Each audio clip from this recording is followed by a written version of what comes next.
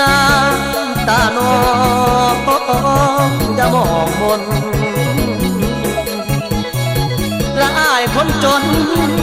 ขอหักเจ้าตาเพิ่นเท่าสัวสิวัน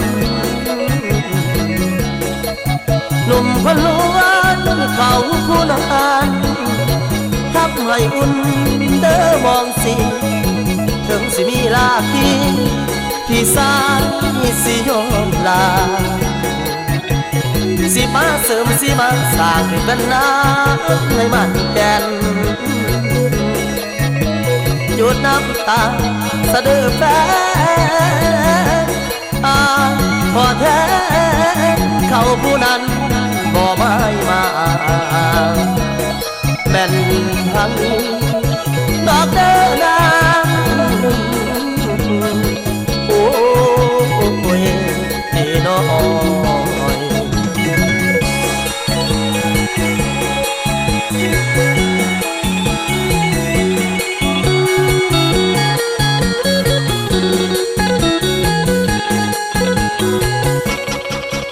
อีกาอยากทำท่าคือหงแม่นวลอานงคงเป็นไปในยากชีวิตเหมือนบนกาฟ้าสุดแสนลำบากก็คนอื่นกินใจถึงตั้งอยากบังสูงเพียงเพิ่นความทะเยออยู่ฟ้าอยากกินข้ามผ่านทะเลชีวิตนี้ไปก็ไปฝันสูงเหมือนอีกาอยากเก็บหงโด่งดังอยู่เต็มฟ้าแต่วาสนาแต่วาสนาของคนแข่งขันบ่ได้บางคนเต่าถึงลักใสบางคนล้มตายตอนกำลังสิเดินเขินอยู่ถึงฟ้าคือห่มท้องผู้สาวใหญ่เขาเป็นกาลุมตั้งใครสิคมเบิ่งเฮาฐานะเจ้าบ่สมเพิ่นผู้สูงสักจงหาเกียรติหาใจอายยังคอยเจ้าอย่าเศร้าอย่ามองหัวใจสิ่งที่ไปบ่สมใจบอกหยุดเถิดน้ำตาของนางอย่าไหลลงมองเขาจากไปอายยังผู้เพียงน้องขอส่วนปากบอกเสียน้ำตาคนไทยใจเอ้ยเจ้าจะมัวมองถูกอังไผก็เคยผ่านบ่มีน้องแต่ผู้เดียวเขาได้เกี่ยวสมดังใจมาแล้วจากไปบ่หวนมาปล่อยให้นางที่มองเสือแต่อายนี่เด้อแต่อายนี่เด้อขอเป็นคนสวยอาสาขอเป็นหมอยาเข้ามารักษาแผลใจอายบ่ขอโทษตอนที่น้องจากไปขอไม่อาภัยคนใจทุกเวลาเศร้าสาระน้ำตาน้ำอย่ามองมุนอายคนจนสิหักเจ้าสมองเข้าสวาสิวันอย่าโศกกันให้มองหุ่นมองทีถึงสิมีลาทีพี่สาย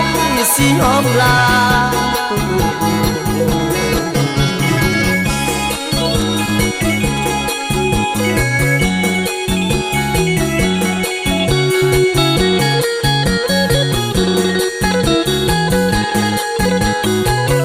แต่อายนี่เด้อ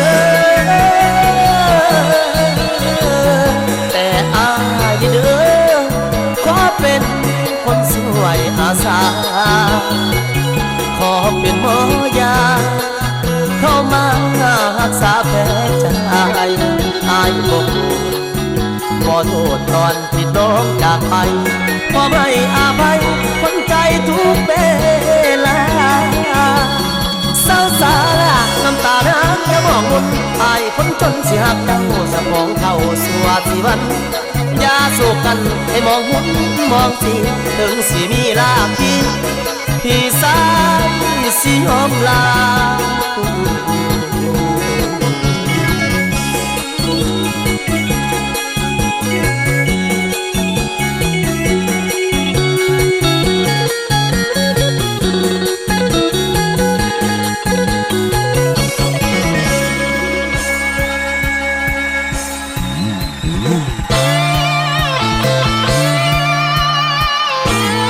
เ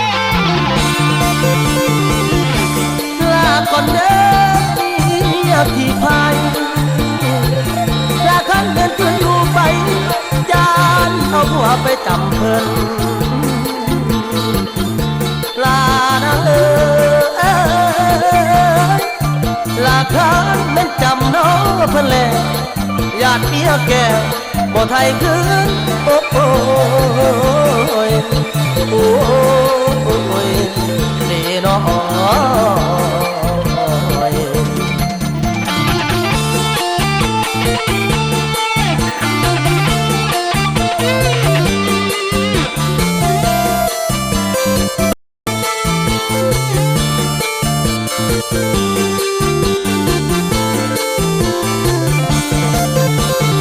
ลาแล้วคนที่ไพ่ตั้งแต่นี้ต่อไปเขาเลิกกันเลิกกันแยกกันไปคนละทางห่างไปไปมันอย่าหันหน้ามาหากันไว้นับแต่วันนี้ไปพ้นกรรมไปตายใส่แล้วก็ยาไป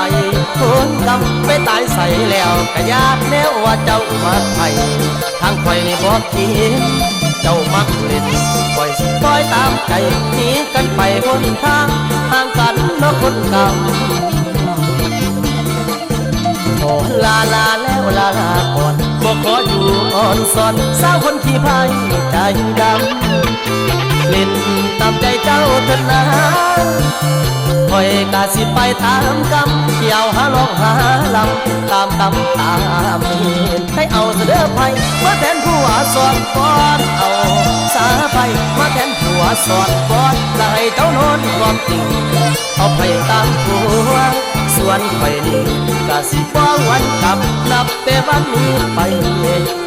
สิบอกโอ้ยเมื่อบาน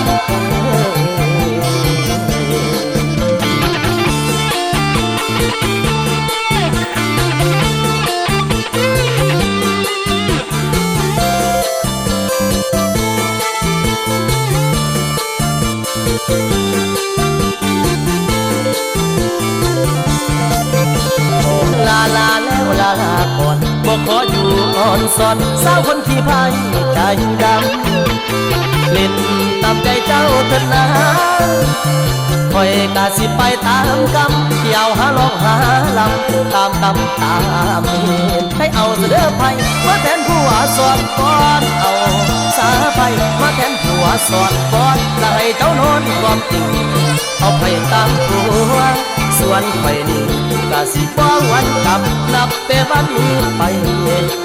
สิบอกโอ้ยเมื่อบาน